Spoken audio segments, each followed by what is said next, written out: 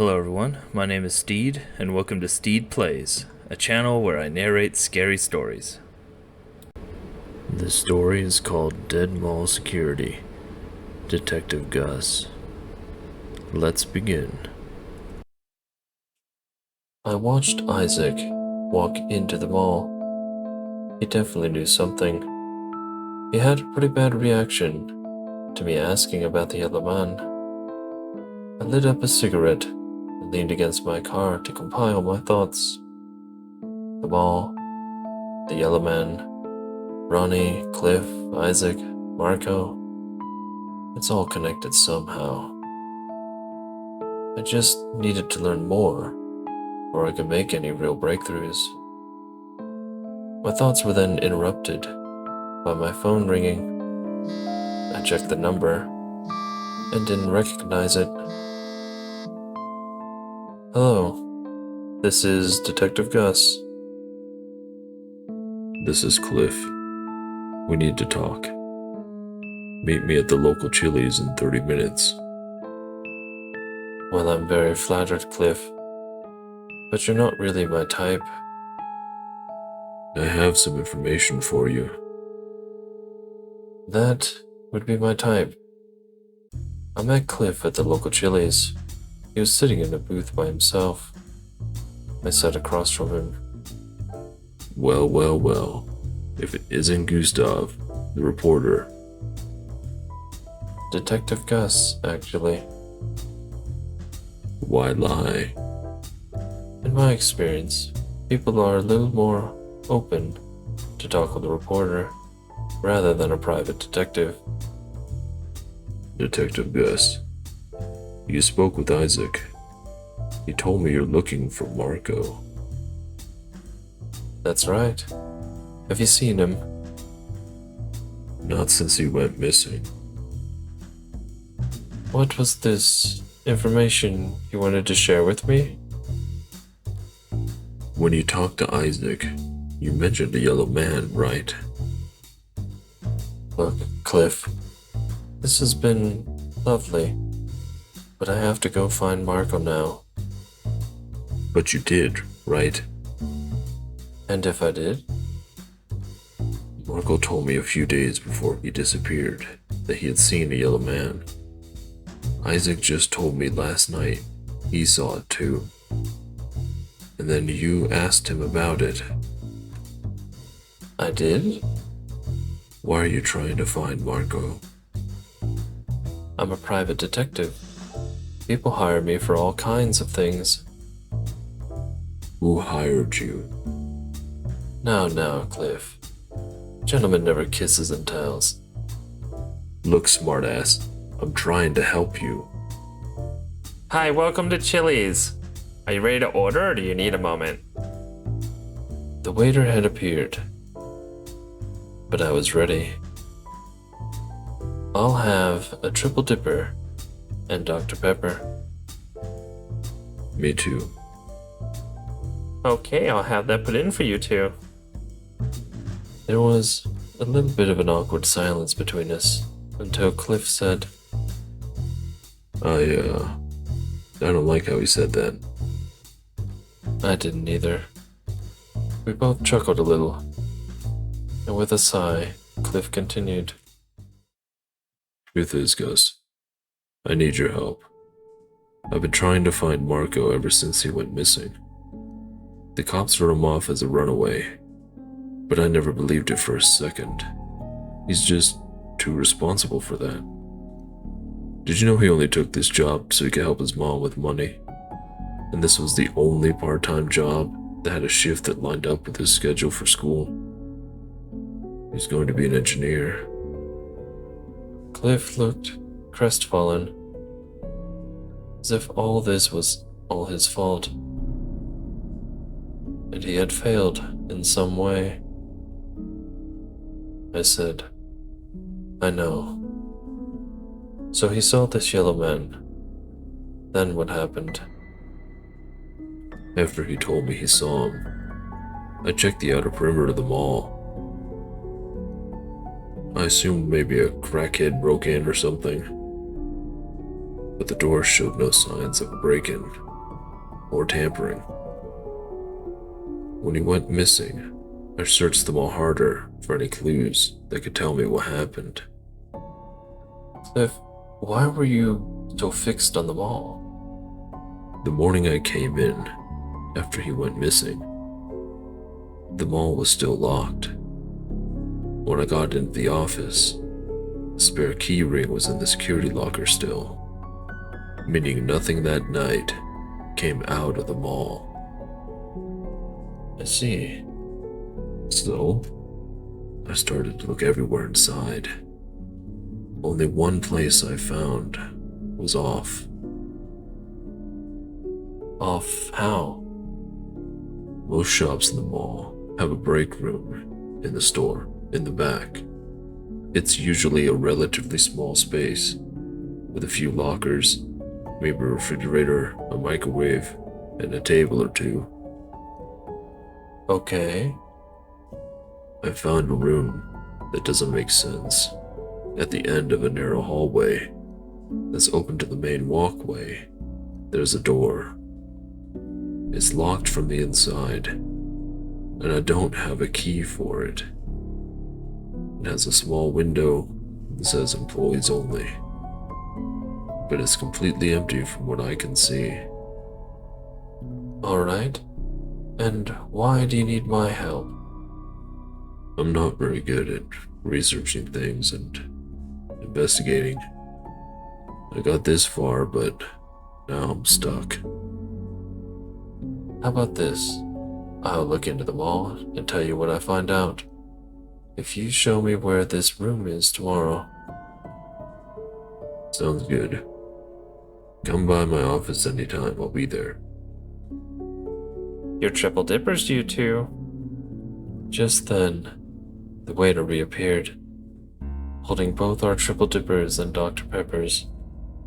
We finished our meals, and Cliff didn't seem all that bad. I felt a little bad for him even. Everyone in town seems to think this was all his doing. Of course, it still could be.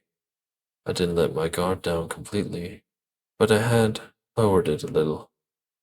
After I left Chili's and drove off, I noticed I was being followed.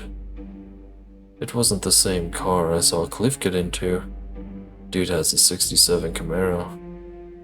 I confirmed my suspicion when I made 3 right-hand turns, effectively going in a circle, and when I was about to make my 4th, they drove straight. I had guessed they were either lost or trying to throw me off. I made some more turns, winding into a suburb, then back out on an adjacent road in the direction I was originally traveling. I didn't see them again and went to my office. I parked in the back alley. It wasn't easy to see if a car was there, especially at night, so I felt better that I wouldn't be spotted from the road. I went inside my office. It was dark. The only light was the glow from the incandescent streetlights in the parking lot. After watching the road through my blinds for 30 minutes, I felt a little more confident that I had indeed lost my tail. I sat at my computer, started looking at Ronnie's security agency. I found only a very basic website, the location at the mall, and a number to call for client emergencies. I tried the number, but only received a busy tone. Typical, I thought. Then I shifted my focus to the mall. I looked into the history of it, and its slow but steady decline. Oddly, there was next to no news with the missing guard in relation to the mall. All that I could find was local man missing, assumed runaway, and a number to call if there was any information. I then looked up the blueprints for the mall via public record. I looked over the mall. I traced out in my mind the areas I had walked, and everything seemed to be in order. Nothing stood out. But that was just it. Nothing stood out. There was no hallway with a room at the end anywhere in the mall's official blueprints. Either Cliff was lying, or it was added on after the fact, or they didn't want people to know about it. I leaned back in my chair and stared at the ceiling. My mind was racing till I noticed a shadow at the door. Through my obscured glass, I could see the silhouette of a man standing just on the other side of my door, illuminated in the yellow-orange glow of the streetlights. I slowly and quietly got up from my chair and carefully walked to the far side of the blinds to peek outside. I could see what looked like a man, sloppily dressed, standing and staring straight at my door. I looked out at the parking lot and saw the same car that was tailing me was now parked in front of my office. I looked back at the man and jumped. He was staring right at me. The skin on his face sagged, like it could fall off at any second. I could only see what I imagined was 2 dark holes for his eyes. And no nose, just 2 symmetrical holes where it should have been. In recognition of seeing me, a large smile grew across its face, stretching unnaturally wide, revealing 2 rows of crooked, jagged teeth. He started shaking the handle, but I'd locked it. And while staring at me, it raised its right hand, made a fist, and punched it straight through the glass at my door. I could see its hand wet and oozing blood from the gashes left by the glass. It reached through the hole and opened the door from the inside. It burst into the room and rushed me. I dodged its grapple and readied myself on the other side of the room. It came again swinging. I blocked, but the force of the hit sent me into the wall. I hit it hard. I wasn't expecting it to be that strong. I ducked its next swing and delivered what would have been a heavy uppercut to its hideous face. It shook it off immediately. It hit me against the wall again. I fell to the ground this time, unable to stay on my feet. I was battered and bloodied. Looking up at my would-be assailant, it smiled and walked closer to me until it was standing right over me. I reached under my coat and pulled my trusty .38 snub-nose revolver and squeezed the trigger. In a flash, its head exploded outwards, like I had uncorked a chunky bottle of champagne. I watched as it slowly fell backwards. I caught my breath and winced as I got to my feet. I stood staring down at my intruder. His skin was yellow. Before I could truly process what I was seeing, I heard a voice over the radio. That wasn't very nice. I looked all over the room and out the door. No one was there. Down here, detective. There was a radio attached to its hip. I knelt down and pulled it free. Who is this? A warning, Detective Gus. If you go to that room tomorrow, you'll die. Who is this? I never got another word out of that radio. Cleaned myself off and grabbed a little bag I had for sudden travel and drove off in my car. I was sure whoever that was would be after me soon. I got on the highway and started to think. They knew who I was and what I'd been doing and sent someone to silence me. I couldn't return home. I couldn't call the police. If they had already covered up 3 other disappearances, by 4 they would have gotten exceptionally efficient. I continued to drive, thinking of my next course of action. I knew they would be looking for me, and if I didn't show up at my house, they would assume I ran off, but probably not too far. Cheap hotels and motels would be the first place to look, so I steered clear of them. The next place would be other public areas, like parking lots at Walmart, or other places people like to stealth camp. So I decided on the next best thing. I drove until I found a dimly lit apartment complex. By now it was well past midnight.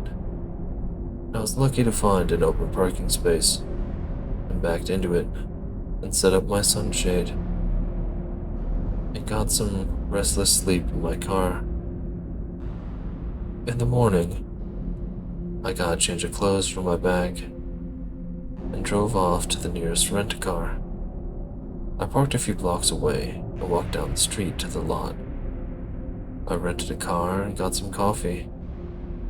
It wasn't nearly as good as I have coffee, but dire circumstances require dire coffee. I then made my way back into town and drove to the mall. I know I was warned, but I couldn't let a little attempted murder stop me now. Not when it seems like I'm getting closer than I'd ever been. I parked near the front of the mall and headed inside to Ronnie's security agency. Cliff took one look at me as I entered and said, You look like shit. What happened? I explained the night to Cliff. He wanted to go back and see if the body was still there, but I told him it was too risky. They were probably watching The Office, and it's safe to assume they know I'm here now. I finished with, they said if I go into that room, I will die. Damn. It looks like they're starting to make their move. And I think Isaac has been taken. Cliff placed a flashlight and a badge on the desk. I found these in the hallway on the floor. I don't know Isaac all that well yet, but I know he was prior military, and he wouldn't just leave these laying around, especially the flashlight. It was still turned on when I found it. We need to act fast. Take me to that employees only door. I checked the blueprints for the mall. That hallway doesn't exist according to official records. Cliff nodded, and I followed him out of the office into the mall.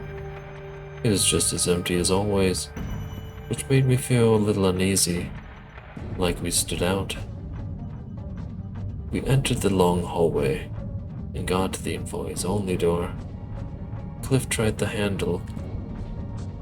It's open. Cliff and I entered the room. It was lit by a single fluorescent light, and it was around 400 square feet. It had drab, faded yellow wallpaper, and the same floor tile as the wall. We noticed near the employees only door, there were some scuff marks, probably left by shoes, and some lines leading to the center of the room, as if something had been dragged. We both knew there was something with this room, so we started to search. We both looked up and down the walls, ceiling, floor. After a little over an hour with no luck, Cliff started to get frustrated. Damn it, what is with this room? As he said it, he slammed the bottom of his fist against the wall. Doing so shook the room a little, causing a perfectly flush panel to fall. We both stared at it as it clattered to the ground, revealing a small lever.